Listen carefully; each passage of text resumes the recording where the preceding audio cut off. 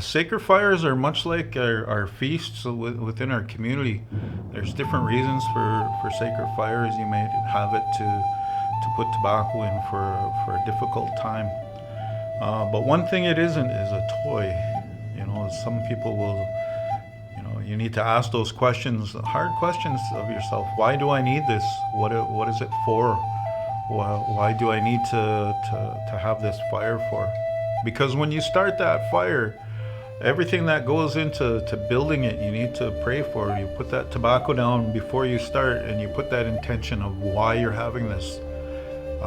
What is its purpose? Who is it helping? So we always need to ask those questions. Sometimes it's great to have things, and it's awesome to have a sacred fire and to have that present. But we need to be aware of how important that is. Otherwise, it wouldn't be called sacred. Sacred fires also need to re-energize as well. If you use too much all the time and have a sacred fire that's constantly lit for time memorial or for a very long time, you're depleting that spirit. It's almost like spiritual abuse or elder abuse, as you're taking it and thinning it out. It needs a break, just like us. We all need a break sometimes. Our elders, our healers, everybody needs to take that time to replenish their spirit and their energy. And we don't want to be too empty, spiritually, mentally, physically, all of those things, emotionally. We need time to rejuvenate who we are. So that wood gets prayed for before you start it. The tobacco's put in there, and then the length of time.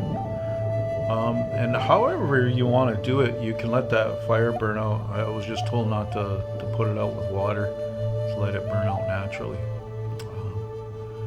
So that's the little bit of knowledge I have on it.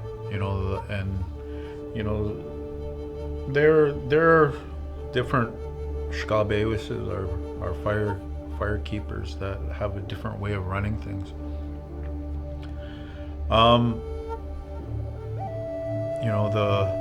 The walking in through the eastern door, some people don't have that, and they just allow them to go through there, and there's no structure sometimes, and that's okay.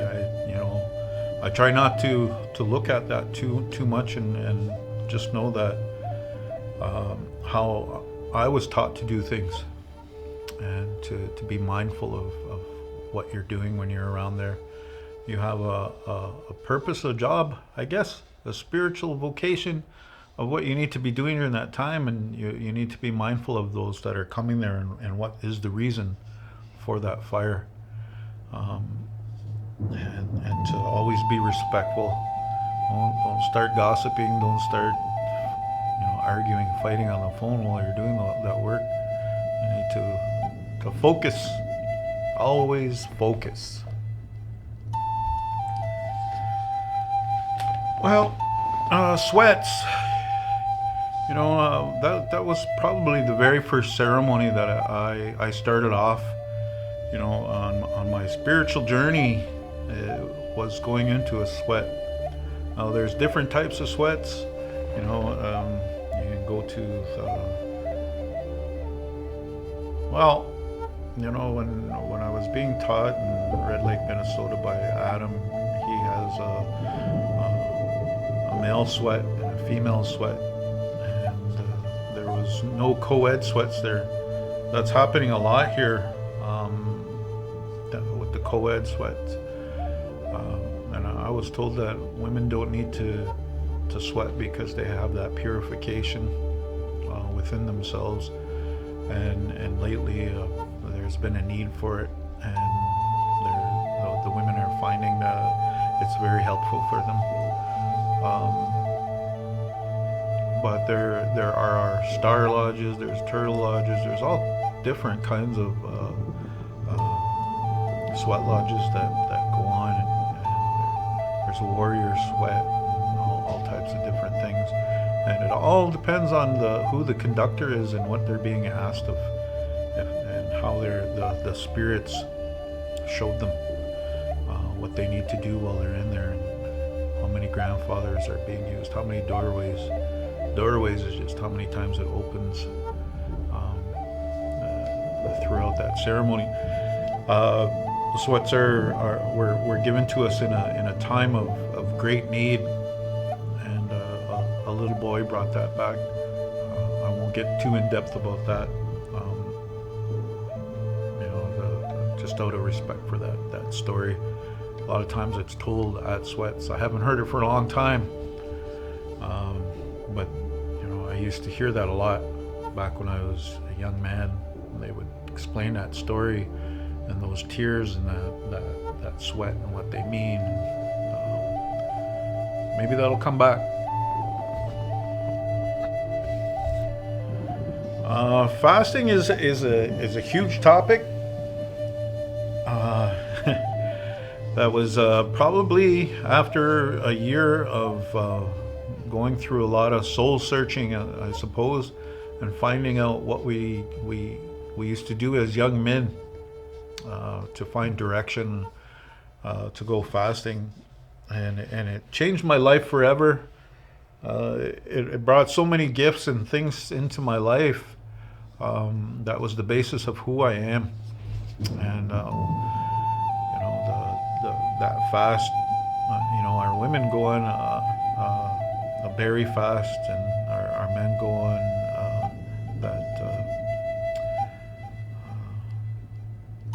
as a young man. I guess it's that. What do you call that? It'll come to me. And when they become when they become a man, they go out in search of that direction, that initiation, I guess, into manhood, and they'll go out there and each fast is different. I heard that our elders used to be able to go out 10, 15, a lot of days, and they were more mentally strong, physically stronger than we are today. And how Adam explained it to me was that we're not as strong as we used to be spiritually as well. And the way that I was taught was the conductor will go in that sweat with you, and the spirits will tell them how many days you're out in the bush, and that's when you'll get your answer.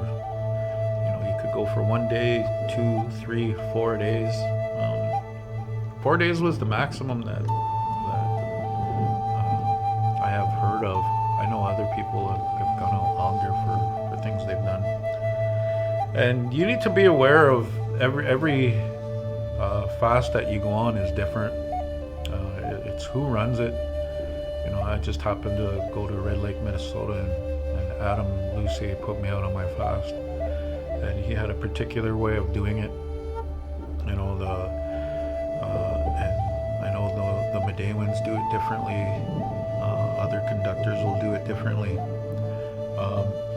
How Adam had it was that he goes, you have a sweat, and you purify yourself before you go into the spirit world. While you're out there, nobody's to come out there and disturb you for the however long you're out there. You're out there by yourself with no interaction until you get receive those messages that are coming into you from the original family and your spirits that are coming to give you the direction you need.